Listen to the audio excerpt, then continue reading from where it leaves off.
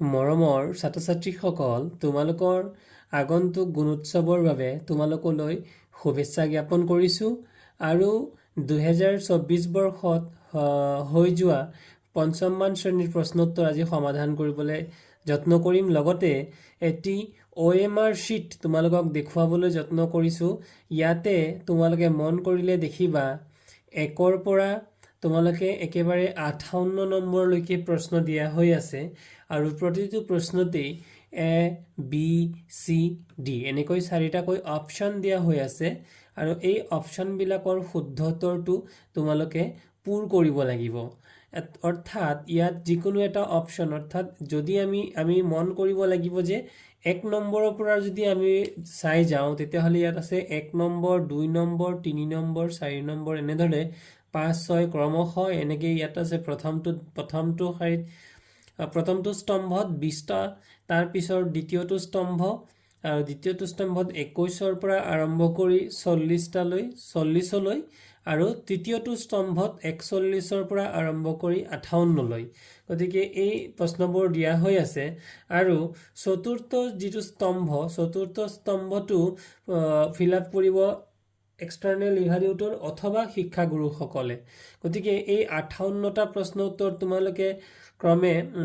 Paragraph writing, গণিত আৰু পৰিৱেশ। পেৰাগ্ৰাফ ৰাইটিঙত দুটা বিষয়, যেনে তোমালোকে পাবা ইংৰাজী আৰু ভাষা, এই দুটা বিষয়ৰ পেৰাগ্ৰাফ ৰাইটিং অৰ্থাৎ দফাবিলাকৰ পৰা তোমালোকে উত্তৰ কৰিব লাগিব আৰু প্ৰতিটো প্ৰশ্ন উত্তৰত ইয়াত যিবোৰ নাম্বাৰ দিয়া হৈ আছে আৰু যিবোৰ অপশ্যন দিয়া হৈ আছে ABCD, সেইবোৰ তোমালোকে পূৰ কৰিব লাগিব। এতিয়া ধৰি লোৱা এইটো 1 নম্বৰৰ কোনো এটা প্ৰশ্ন দিয়া হৈ আছে 1 নম্বৰত আৰু ইয়াৰ যদি শুদ্ধ উত্তৰটো D হয় তেতিয়াহ'লে এই যে ভিতৰৰ আমি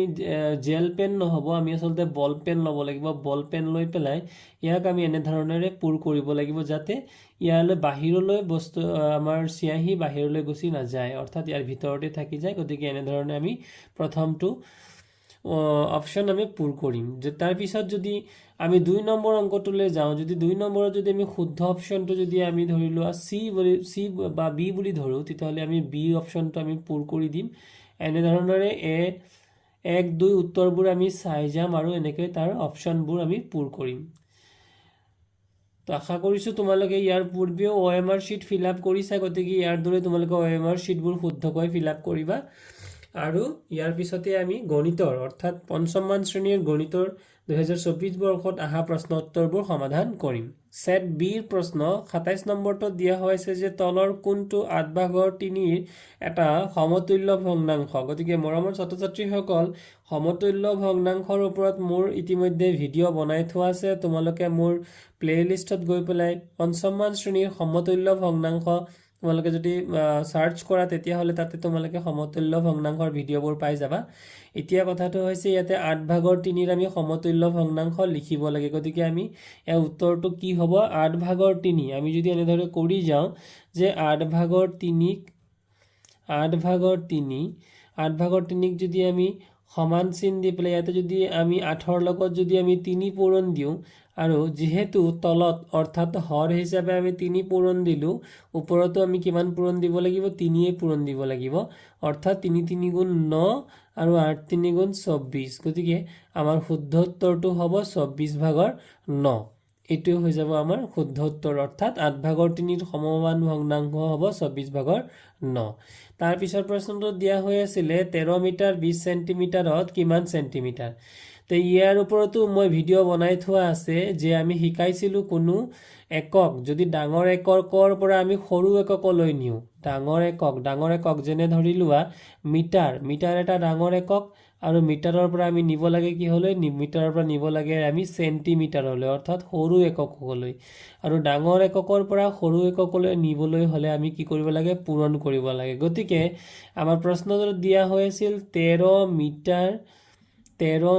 12 চেণ্টিমিটাৰ ছেমি।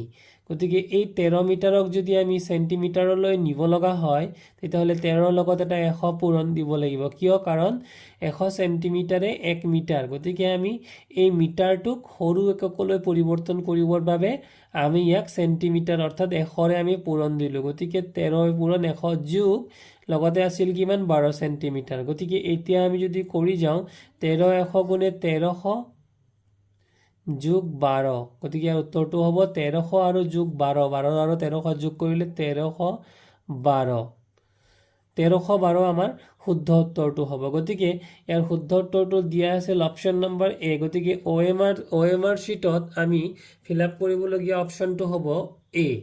তাৰপিছত ইয়াৰ 29 নম্বৰ অংকটোত দিয়া হৈ আছিল 74039 সংখ্যাটোত 4ৰ স্থানীয় মান কি আমি লিখিব লাগে গতিকে এই অংকটোত যেহেতু 4ৰ তলত এটা দাগ দিয়া হৈ আছে গতিকে 4ৰ স্থানীয় মান আমি যদি গণো একক দশক শতক হাজাৰ গতিকে 4ৰ স্থানীয় মান হ'ব হাজাৰ অৰ্থাৎ 4000 গতিকে আমাৰ শুদ্ধ উত্তৰটো হৈছে বি তাৰ পিছৰ প্ৰশ্নটোত দিয়া আছে এটা ত্ৰিভুজ দিয়া হৈ আছে আৰু এই ত্ৰিভুজটোত প্ৰশ্ন কৰা হৈছে ওপৰৰ চিত্ৰটোত কেইটা সমকোণ আছে গতিকে মৰমৰ ছাত্ৰ ছাত্ৰীসকল ইয়াৰ ওপৰত মোৰ ভিডিঅ' বনোৱা হৈ আছে আমি সমকোণ মানে কি জানো যে যি কোণ 90 ডিগ্ৰী আৰু 90 ডিগ্ৰী কেনেকুৱা হয় যে 90 ডিগ্ৰী কোণটো সদায় ইংৰাজী এল বৰ্ণটোৰ দৰে ইয়াতে এটা কি সৃষ্টি হৈ যায় সমকোণ সৃষ্টি হৈ যায় গতিকে উপৰোক্ত চিত্ৰটোত দুটা এলৰ দৰে কোণ সৃষ্টি হৈছে এফালে এইটো আনফালে এইটো গতিকে উত্তৰটো শুদ্ধ উত্তৰটো হ'ব সমকোণ ইয়াত দুটা আছে গতিকে ইয়াৰ শুদ্ধ উত্তৰটো হৈছে ডি অৰ্থাৎ শুদ্ধ উত্তৰটো হৈছে সি অৰ্থাৎ দুটা গতিকে আমি OMR শীটত সি অপশ্যনটো আমি পূৰ কৰিব লাগিব ইয়াৰ পিছতে প্ৰশ্ন দিয়া আছে যে 2 পূৰণ দিক যোগ প্ৰস্থ ই এটা কোনো এটা সূত্ৰ হয় কিহৰ সূত্ৰ হয় এটো এই আমি লিখিব লাগে যে এটো কিহৰ সূত্ৰ গতিকে ইয়াতে সূত্ৰটো হ'ব এটো আয়তৰ পৰিসীমাৰ সূত্ৰ আয়তৰ পৰিসীমাৰ সূত্ৰটো আছিল 2 পূৰণ দিক যোগ প্ৰস্থ তাৰ পিছত 32 নম্বৰ অংকটো দিয়া হৈ আছিল বৰ্গাকৃতিৰ বাগিচা এখনৰ এটা ফালৰ দিক 12 মিটাৰ বাগিচাখনৰ কালি কিমান গতিকে বৰ্গাকৃতিৰ বুলি কৈছে বৰ্গ মানে যাৰ চাৰিওটা বাহু সমান তাকে কোৱা হয় বৰ্গ এটুকে ইয়াতে আমি এটো বৰ্গ বুলি ধৰি ললো গতিকে এই বৰ্গটোৰ চাৰিওটা দিক সাইডে কিমান 12 এফালেও 12 আৰু 12 এনে ধৰণৰ এটা চিত্ৰ আৰু এই চিত্ৰটোত আমাক কালি উলিয়াব দিছিল গতিকে বৰ্গৰ কালিৰ সূত্ৰটো হৈছে কালি বৰ্গৰ কালি ইকুৱেলটো হৈছে বাহু পূৰণ বাহু মৰমৰ ছাত্ৰ ছাত্ৰীসকল মনত ৰাখিবা বৰ্গৰ কালিৰ সূত্ৰটো হৈছে বাহু পূৰণ বাহু গতিকে এটা বাহু কিমান দিয়া হৈছে 12 গতিকে 12 পূৰণ 12 100 উত্তৰটো হ'ব 144 গতিকে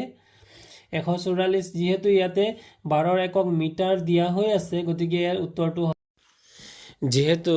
আমি কালি উলিয়াই আছো আৰু বৰ্গৰ কালিৰ একক হ'ব বৰ্গ মিটাৰ গতিকে শুদ্ধ উত্তৰটো হ'ব 144 বৰ্গ মিটাৰ ইয়াৰ পিছতে এটা দিয়া হৈ আছে উৎপাদক বৃক্ষ নিৰ্ণয় কৰিবৰ বাবে প্ৰথমতে দিয়া হৈছিল 44 অৰ্থাৎ 44 গতিকে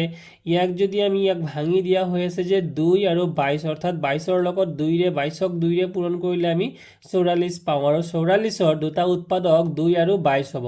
ঠিক তেনেদৰে 22ক যদি আমি ভাঙি দিও তেতিয়াহলে 2 হ'ব ইফালে আৰু ইফালে আনফালে কিমান হ'ব গতিকে আমি 2ৰ লগত কিমান পূৰণ কৰিলে 22 পাম গতিকে ইয়াত কেইটামান অপচন দিয়া হৈ আছে 2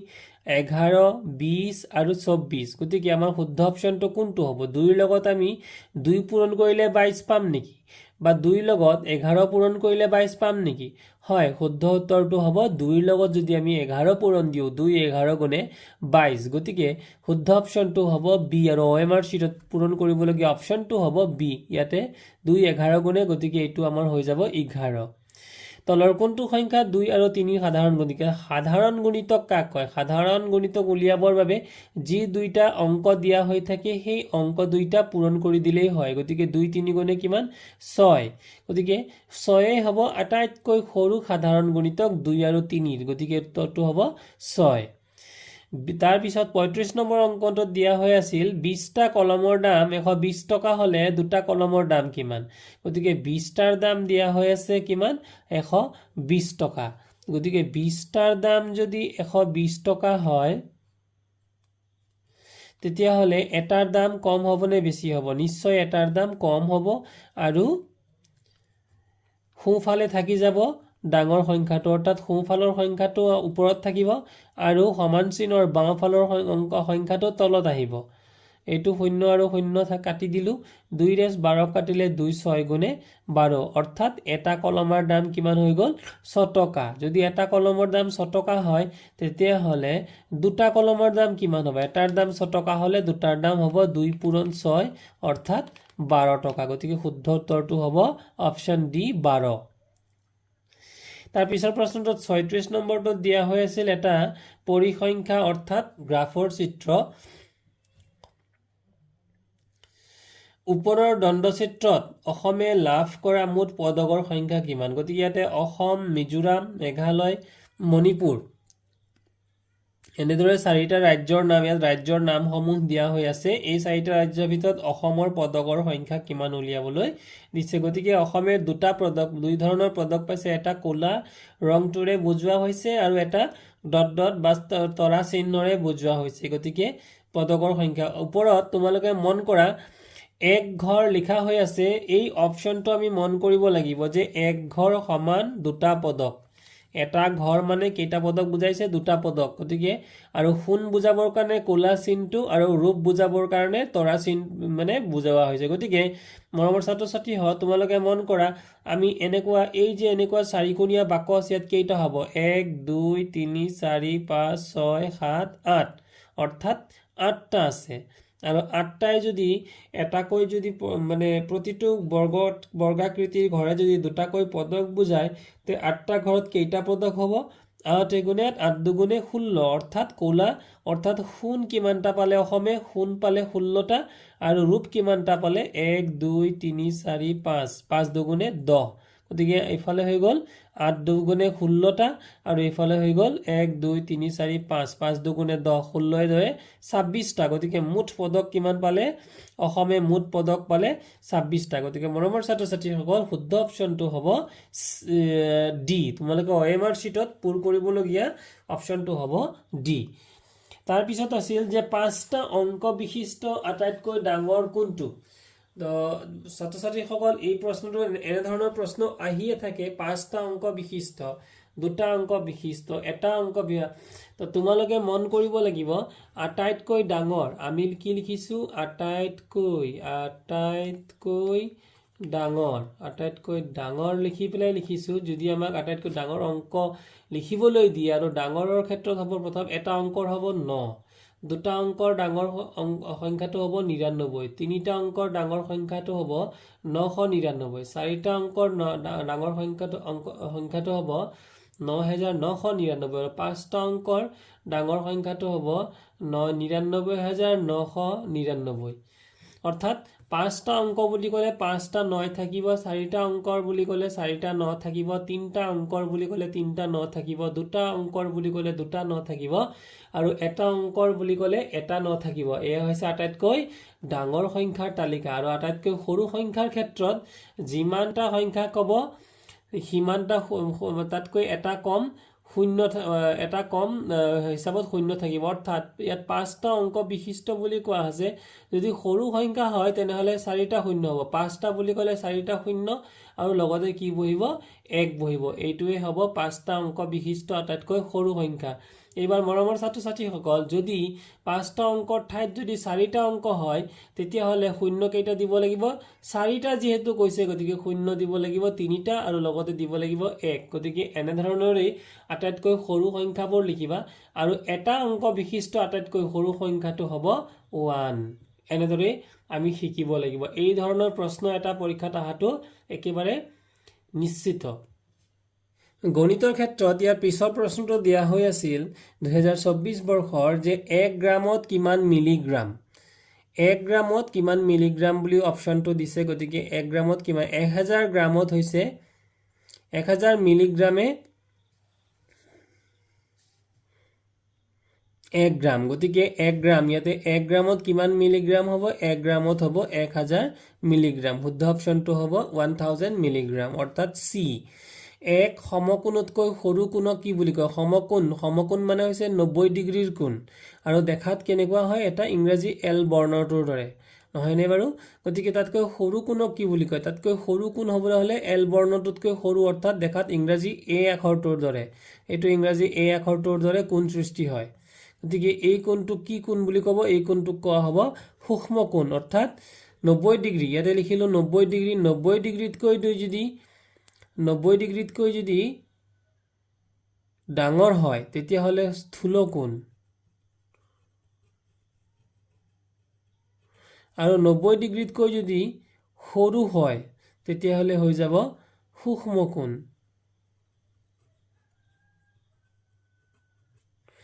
এয়া আছিল আমাৰ প্ৰশ্ন তাৰপিছত 40 নম্বৰ অংকটো দিয়া হৈছিল 100/4 দশমিক ভগ্নাংশত প্ৰকাশ কৰিলে উত্তৰটো কি হ'ব গতিকে দশমিক ভগ্নাংশৰ ওপৰতো মৰমৰ ছাত্ৰ ছাত্ৰীসকল মই ভিডিঅ' ইতিমধ্যে প্ৰস্তুত কৰি থৈছোঁ তোমালোকে ভিডিঅ'বোৰ চালেই তোমালোকে কৰিবলৈ সক্ষম হ'বা গতিকে যেহেতু ইয়াত 100ত শূন্য কেইটা আছে 100ত শূন্য আছে মন কৰা 100ত শূন্য আছে দুটা ওপৰৰ সংখ্যাটো কিমান ওপৰৰ সংখ্যাটো হৈছে 4 গতিকে আমাৰ কেই ঘৰ আগত দশমিক বহিব যেহেতু শূন্য দুটা গতিকে দুটা ঘৰ আগত দশমিক বহিব কিন্তু ইয়াত সংখ্যা হিচাপে কেইটা সংখ্যা অংক হিচাপে কেইটা আছে ইয়াত 4 এটাহে আছে আমি এটা শূন্য দি ল'ব লাগিব তাৰ আগত দশমিক বহুৱাব লাগিব গতিকে উত্তৰটো হ'ব 0.04 কাৰণ দশমিকৰ আগত একো সংখ্যা নাথাকিলে শূন্য এটা বহুৱাব লাগে গতিকে শুদ্ধ উত্তৰটো হ'ব অপচন বি ইয়াৰ পিছত 41 নম্বৰ প্ৰশ্নটো দিয়া আছিল ওপৰৰ ছবিৰ ৰং কৰা অংশটো তলৰ কোনটো ভগ্নাংশৰে প্ৰকাশ কৰিব পাৰি গতিকে মুঠ ঘৰ আমি গণনা যদি কৰোঁ 1 2 3 4 5 6 7 8 9 10 11 12 13 14 15 16 মুঠ ঘৰ হৈ আছে 16 আৰু ৰং কৰা অংশ আছিল 1 2 3 4 5 6 7 গতিকে 16টা ভাগৰ ভিতৰত ৰং কৰা হৈছে 7টা ভাগ গতিকে শুদ্ধ উত্তৰটো হ'ব 16/7 ইয়াৰ পিছৰ প্ৰশ্নটো আছিল 144ক কোনো এটা সংখ্যাৰে হৰণ কৰিলে উত্তৰ ফল হ'ব 18 গতিকে আমি 144ক যদি 144ক যদি আমি 18ৰেই হৰণ দি দিওঁ তেতিয়াহ'লে কিন্তু আমাৰ উত্তৰটো ওলাই পৰিব উত্তৰটো হ'ব 8 কাৰণ 18 8 গুণে 18ৰ লগত 8 গুণে হৈ যাব 144 গতিকে শুদ্ধ অপচনটো হ'ব এ 43 নম্বৰ অংকটোত আছিল শ্ৰমিক এজনৰ দৈনিক মজুৰি 350 দৈনিক শব্দটোৰ অৰ্থ মই ইয়াৰ আগতো ভিডিঅ' প্ৰস্তুত কৰিছোঁ দৈনন্দিন জীৱনত সংখ্যাৰ ব্যৱহাৰ নামৰ পঞ্চমমান শ্ৰেণীৰ পাঠৰ পৰা এই প্ৰশ্নবোৰ দিয়া হৈছে আৰু দৈনিক শব্দটোৰ অৰ্থ তাতো মই বুজাইছিলোঁ দৈনিক মানে হৈছে ডেইলি অৰ্থাৎ প্ৰতিদিনে আৰু মজুৰি মানে হৈছে দৰমহা বা বেতন গতিকে বা হাজিৰা গতিকে দৈনিক মজুৰি মানে এদিনৰ হাজিৰা কিমান 350 টকা তেওঁ 22 দিনত কিমান পাব যদি এদিন কাম কৰি 350 টকা পায় 22 দিন কাম কৰিলে তেওঁ দৰমহা বেছি হ'ব নে কম হ'ব অৰ্থাৎ বেছি হ'ব আৰু বেছি হ'লে মই শিকাইছিলোঁ যে বেছি যেতিয়া আমাৰ কোনো এটা সংখ্যা বেছি হয় তেতিয়াহ'লে আমাৰ অপচনটো হৈ যায় পূৰণ গতিকে আমি কৰিব লাগিব পূৰণ গতিকে 22ৰে যদি আমি ইয়াক পূৰণ কৰোঁ অপচনটো কি হ'ব আমি কেনেধৰণে পূৰণ কৰিম আমি চাই লওঁ তো গতিকে 350 আৰু কিমান আছিল 22 গতিকে 350ত শূন্য আছিল এটা গতিকে শূন্যটো আমি চকু বন্ধ কৰি শূন্যটো আমি বহুৱাই দিব পাৰোঁ তাৰপিছত আমি নেওতা যদি মাতো 35 এগুণ 35 দুগুণে 70ৰ শূন্য উকলিলে 7 35 দুগুণ 70 আৰু 7 77 অৰ্থাৎ 7700 গতিকে আমাৰ শুদ্ধ উত্তৰটো হ'ব এ অপচন এ তাৰপিছত 44 নম্বৰ অংকটোত আছিল 30টা ছাতিৰ দাম যদি 7500 টকা হয় তেনেহ'লে এটাৰ দাম কিমান গতিকে 30টাৰ দাম কিমান দিয়া হৈ আছে 30টাৰ দাম দিয়া হৈ আছে 7500 গতিকে এটাৰ দাম কিমান এটাৰ দাম কম হ'বনে বেছি হ'ব কম আৰু কম হ'লে হৈ যায় হৰণ আৰু হৰণ হ'লে যোনটো সোঁহাতে থাকে সেইটো ওপৰত বহে আৰু সমান চিহ্নৰ বাওঁফালে থকাটো তলত বহে গতিকে এই শূন্যৰ লগত এই শূন্য আমি কাটি দিলোঁ আৰু 3ৰে যদি আমি 7ক কাটো 3 দুগুণে 6 থাকি গ'ল 1 15 এই 1টো আমি মনে মনে 5ৰ লগত ধৰি ল'ম 15 3 5 গুণে 15 আৰু এই শূন্যটোৰ লগত বহি যাব শুদ্ধ উত্তৰটো হ'ব 250 টকা এয়া আছিল 2024 বৰ্ষৰ গণিতৰ প্ৰশ্নখিনি গতিকে মৰমৰ ছাত্ৰ ছাত্ৰীসকল ইয়াৰ পিছতেই মই পৰৱৰ্তী ভিডিঅ'ত মই পঞ্চমমান শ্ৰেণীৰ বাকীসমূহ ছাবজেক্ট আলোচনা কৰিবলৈ যত্ন কৰিম মাত্ৰ 2024 বৰ্ষৰ আজি গণিতৰ প্ৰশ্নসমূহ আলোচনা কৰিলোঁ ইয়াৰ পৰৱৰ্তী ভিডিঅ'ত মই 24ৰ বাহিৰেও আৰু অন্যান্য বৰ্ষত অহা গুণোৎসৱৰ অংকৰ প্ৰশ্নসমূহ আলোচনা কৰিবলৈ যত্ন কৰিম আৰু এয়া আলোচনাত তোমালোকক যদি তোমালোকৰ ভিডিঅ'বোৰ ভাল লাগিছে তেতিয়াহ'লে ভিডিঅ'বোৰ লাইক কৰিবা আৰু শ্বেয়াৰ কৰিবা আৰু যদি চেনেলটোলৈ নতুনকৈ আহিছা তেতিয়াহ'লে তোমালোকে এটা ছাবস্ক্ৰাইব কৰি দিবা। Thank U.